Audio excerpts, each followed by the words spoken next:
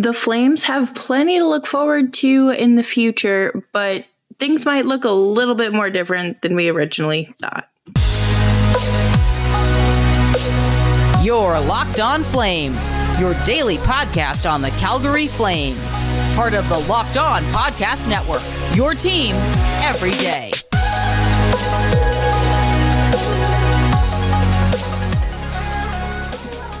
Hello, everybody, and welcome to today's episode of Locked On Flames. As always, I'm your host, Jess Belmosto, and today I am joined by my partner in crime, Nick Zararis. Nick, how you doing today? I'm good. It's raining, which has killed the vibes and made me sleepy all day. But other than that, happy to be here. Yes, and today's episode is brought to you by Indeed. Indeed knows when you're growing your business, you have to make every dollar count. That's why with Indeed, you only pay for quality applications that match your must-have job requirements. Visit Indeed.com/lockedon to start hiring now. Terms and conditions apply.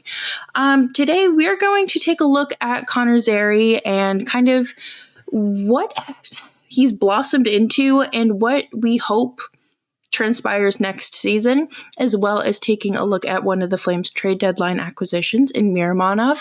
And of course, we're going to talk about the somewhat elephant in the room, or maybe the coyote in the room, with the potential division realignment rumor should Arizona relocate. But to make sure you're subscribed to Locked On Flames wherever you get your podcasts, as well as YouTube. We are here for you Monday through Friday, 5 days a week, your team every day. Connor Zary being a full-time NHLer this season was certainly not on my radar. And I don't think anybody really had that pegged. And even if he were to stick around, you would have thought he wouldn't have done it in a big role. You know, if he stuck around, he would be playing not a lot of minutes every night. He wouldn't be putting up the stats. He would be kind of, I don't want to say treading water, because that would be generous for your expectation of somebody making their NHL debut that doesn't have top-end skills in any particular category. But if you had said he was going to stick around the entire season, my assumption would have been playing third line, not playing a lot of minutes, maybe even stuck on the fourth line or in and out of the lineup relatively infrequently. But him sticking and playing at a reasonably high level is a really pleasant surprise and something that makes the planning going forward a little bit easier. Is he a first liner? No. Does he have second line upside? Maybe. So that's the benefit of having a season like this, probably like next season, where you're going to get to have an honest evaluation with not a lot of stakes. Definitely. And I think with this, it gives you almost an extra season and more, like we talk about all the time, more data and more options and variables to factor into your next moves. And maybe his progression is moving faster or moving quicker along than originally expected and projected. So the Flames might be able to make different adjustments now.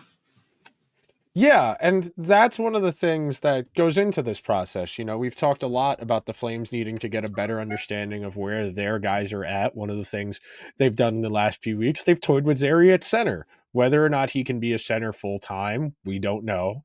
It's something he did earlier on in his developmental track, and to speed up the process of getting him to the NHL, they moved him to the wing. But again, that's something that this is what you do when your games don't matter. You audition guys, you experiment, you try things out, because worst case, okay, no, he can't play center. But now if he can play center, maybe that changes your calculus about somebody else on your team, whether it's Kadri, whether it's Backlund, whoever it might be. It might change how you want to approach that position going forward. And if there's one thing this organization needs, it is depth down the center or down the middle for not just right now, obviously, but for years to come. You don't really have any true like bona fide centers in your pipeline. And, Michael Backlund's going to be retiring in a couple years. You don't have Sean Monahan anymore. Elias Lindholm gone. Kadri is getting older too. So you really have to start not even start looking at things differently, but like actively doing something to make sure there isn't a true significant drop off.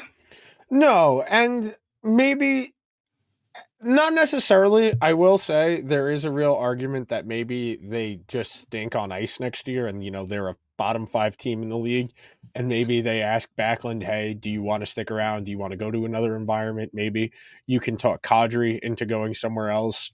And then that changes your calculus because you wouldn't play Zary at first line center unless things were dire. But for the purposes of this conversation, the more information, the better understanding you have of a player, it can only help you. It's something that I wish more teams, especially teams that aren't in playoff chases or trying to win the Stanley Cup, would do, is just try. If you know something kind of works, but you think something might be better, the worst case, it doesn't work and you go back to what you were already doing. Whether or not Zary stays at center long term or not, it doesn't particularly matter. The fact that the Flames are willing to experiment and that the front office and the coaching staff are in alignment in this idea. I mean, we were talking about it last week that he got healthy scratched, and to get a different responsibility, all of it is interconnected. All of it is interconnected. And Zary, maybe they can raise his ceiling by giving him more responsibility. And maybe he comes back in the fall and is a better, more well-rounded player for the experiences he's had this year. Yeah. And I think that healthy scratching young players, especially, that can be the boost that they need sometimes. It's kind of a little bit of a wake-up call. And the media availability, the first one that he had after being scratched, you would have thought he went out and had the best game of his career. He did not look upset. He was, happy to be there. And I don't know, that says a lot about, you can't really shake the kid. That's one of the responsibilities of a coach, is knowing how you need to motivate your guy. For some players, the healthy scratch is a useful tool. Some guys need the up in your face, the tough love approach to kind of reinvigorate themselves, to motivate themselves, to get themselves going. Some guys are a little bit more, hey, tell me what I'm doing wrong so I can change it. And trying to do everything every way for everybody won't work. But if your coach has a good feel for what guys need, that's only going to help you. That's one of the reasons people were a little bit more bullish on the Flames coming into the season, was the feeling that Huska would be able to manage the people a little bit better. And at the very least, you would hope guys who are in a better environment would play better because it's a better environment. But at the very least, it seems like he's got a decent understanding of what some of these guys need to get more from their games. Definitely. And this is just Huska's first year as an NHL coach. And I would say he's handled the people, the customer service side of things, and managing things pretty well. Like, there hasn't been a time where it's like, oh my God, he's lost the room. This is it. One that happened 6 games into the season last year. It's complicated. The people stuff is tricky, and we on the outside looking in are never going to have the best feel for this type of thing because we're not around these people on a daily basis. Even the people who are on the beat won't have as good of a feel as the people who are in that room. So it's important that Huska to some degree understands what works for each given person, because as a coach, it's your responsibility to foster healthy relationships with your players and hopes of being able to unlock more from them. Yes. And coming up next, we will continue the conversation about getting the most out of your players as we dive into Miromanov's performance since the trade deadline. But before we do that, we are going to take a quick break, and we'll be right back after this. Eat stress-free this spring with Factor's delicious ready-to-eat meals. Every fresh, never-frozen meal is chef-crafted, dietitian-approved, and ready to eat in just 2 minutes. Choose from a weekly menu of 35 options, including popular options like Calorie Smart, Keto, Protein Plus, or Vegan and Veggie. Also, discover more than 60 add-ons every week, like breakfast, on-the-go lunch, snacks, and beverages to help you stay fueled and feel good all day long. What are you waiting for? Get started today and fuel up for your springtime goals. There's no fuss and there's no mess. Factor meals eliminate the hassle of prepping, cooking, or cleaning up. Simply heat and savor the good stuff. We are celebrating Earth Day all month long. Look out for the Earth Month Eats badge on the menu for our lowest carbon footprint meals. Head to factormeals.com/lockedonnhl50 and use code lockedonnhl50 to get 50% off of your first box plus 20% off of your next box. That's code lockedonnhl50 at factormeals.com/lockedonnhl50 to get 50% off of your first box plus 20% off your next box. Your subscription is active. Thanks everyone for hanging out with us today on Locked On Flames. Make sure you're subscribed wherever you get your podcasts so you never miss an episode of Locked On Flames. What is your overall opinion on the one and only Miromanov? He's been fine. I mean, I see what the Flames scouting people saw. He's pretty smooth skating for someone as big as he is. He's got a decent offensive touch to his game. The one thing I would point out is that they've put him in a position to succeed by favorable matchups, stapling him to Uyghur, offensive zone starts. They're doing the little things to kind of make this acclimation process easier. And that's not to discredit him. He looks the part. He's definitely an NHL caliber defenseman, one who may or may not be a top 4 guy on a good team. We just don't know enough about him in the NHL to make that statement definitively one way or the other. But at the very least, he's an NHLer. You don't have a great feel for him because he's not on a good team and he's playing with their other best defenseman. So it's hard to isolate exactly just how good he himself as an individual is playing. Yeah, and I think that that's a fair assessment. I don't hate what we have seen. I think it's reassuring that he's an NHL level defenseman because we've talked a lot about the mystery bag, that you don't know what you're getting with the magic beans of prospects and draft picks. So it's nice to have, we don't know the full potential or how high his ceiling is, but there's something to go off of. And I don't think that setting him up for success immediately is necessarily a bad thing because obviously these games don't matter to the Flames, but it does help in terms of, like you said, getting him acclimated to the Flames system, and I would say even building his confidence as an NHL defenseman.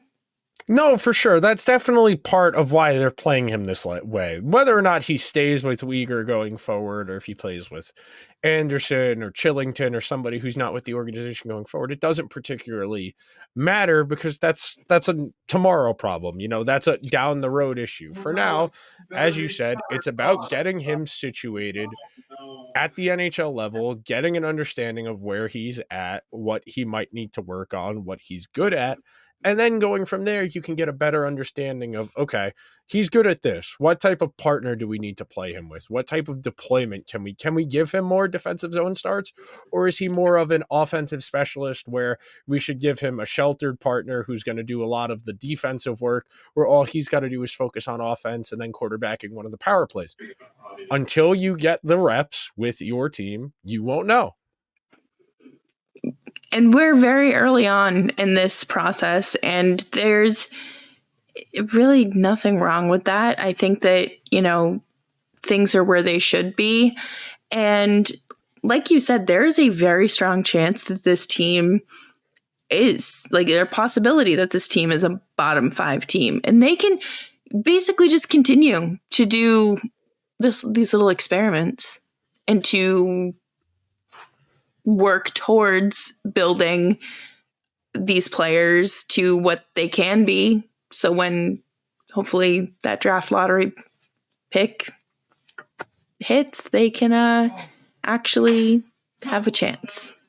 I mean, if we're going to be honest, there's a good chance Miromanov's not on a good Flames team. He's already 26, turning 27. He's under contract. I believe they signed him for 2 years upon acquiring him. And there's a good chance that 2 or 3 years from now, they flip him for something down the road, turn him into more picks because, at that point, 29, 30 years old, the team still probably won't be ready to compete. And at that point, no point in signing a guy, the words are hard. Vegas signed Noah Hannafin to that 8-year extension today. Wasn't a ton of money. The Flames very well could have given that contract and it wouldn't have harmed their cap situation, but it wouldn't make sense. And there's a good chance if Miromanov plays well, he could play his way into something in that ballpark of, $6 to $7 million a year for 7 to 8 years, depending on the situation, if everything goes right. So for your team, your goal, get as much information as you can. And either A, he turns into something and you have a good problem where you have too many good right-handed defensemen, or B, he's not what you thought he was. You try and turn him into some assets and you keep kicking the can down the road. Yeah. I mean, really at the end of the day, all we need to, or the Flames need to do, is move forward. They are still early where they could hit a few roadblocks and little bumps along the way, but backsliding, it's not ideal, but at the same time, it helps your draft positioning.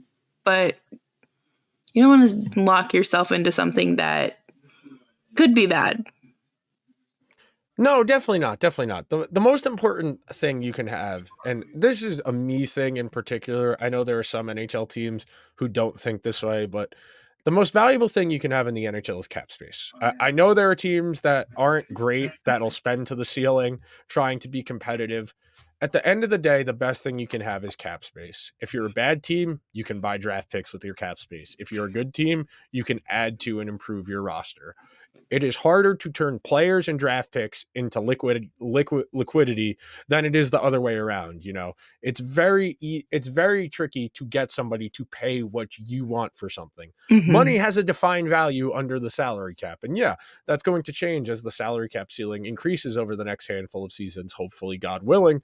And then we can have an honest reassessment about the price of things. But for now, if you're a team like the Flames, there's no point in paying a guy for their prime years on a bad team, because that's only going to hurt you from your ultimate goal, which is to get that impactful number one defenseman or number one center. And until the Flames do that, they're going to be in a holding pattern. Yeah. And it's just going to be hopefully a short cycle of this. I don't know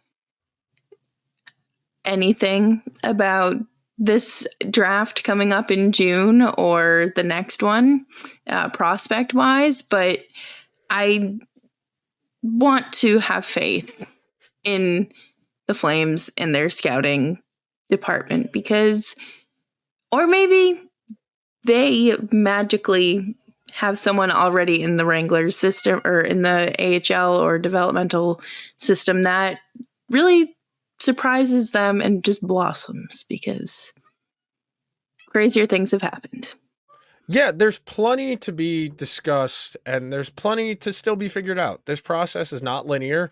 It is a volume-based process where the bulk of these guys probably aren't going to amount to anything substantial, but you got to find out, and you won't find out until they play. Yeah, and that's why we're here to help, talk about all the possibilities, but also, keep you level-headed and bring you back down to earth, because, this team isn't going to take a magic jump to contending over the summer. So we're here to get you through the good times and the bad times. But coming up next, we're going to talk about some potential bad times for the really everyone, but specifically the Arizona Coyotes. But we'll be right back after this. When you're drafting your fantasy team, do you ever wish you could handpick the best stars for your business team? If you're building your talent roster, you need Indeed. Don't spend hours on multiple job sites looking for candidates with the right skills when you can do that all with Indeed. Find top talent with Indeed's suite of powerful hiring tools like matching, assessments, and virtual interviews. Hate waiting? Indeed's US data shows over 80% of Indeed employers find quality candidates whose resume on Indeed matches their job description from the moment they sponsor a job. Candidates you invite to apply through Instant Match are 3 times more likely to apply to your job than candidates who only see it in the search. Indeed knows when you're growing your own business, you have to make every dollar count. And that's why with Indeed, you only pay for quality applications that match your must-have job requirements. Visit Indeed.com/lockedon to start hiring now. Just go to Indeed.com/lockedon. Indeed.com/lockedon. Terms and conditions apply. Cost per application pricing not available for everyone. Need to hire?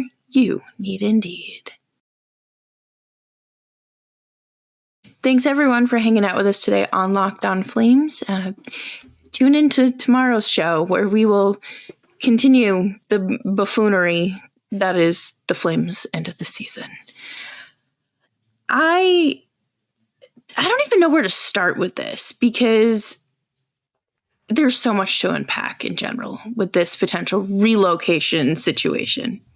Yeah, and you wouldn't think that this is going to have a trickle-down effect to where it would impact the Flames, but from what I understand, the NHL wants to keep certain teams in the same division to incentivize multiple matchups, and for a team like the Flames that's been in the Pacific Division where they play with, Edmonton and LA and Vancouver and Anaheim and San Jose, going to the Central where you would be with Winnipeg and Dallas, it becomes a lot more unfavorable.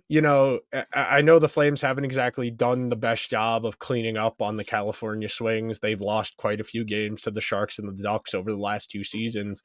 But trading those out for more trading those out and going into the Central, more travel, that's the other impact of this. If you don't look at a map regularly, you don't think about how far St. Louis is from Calgary.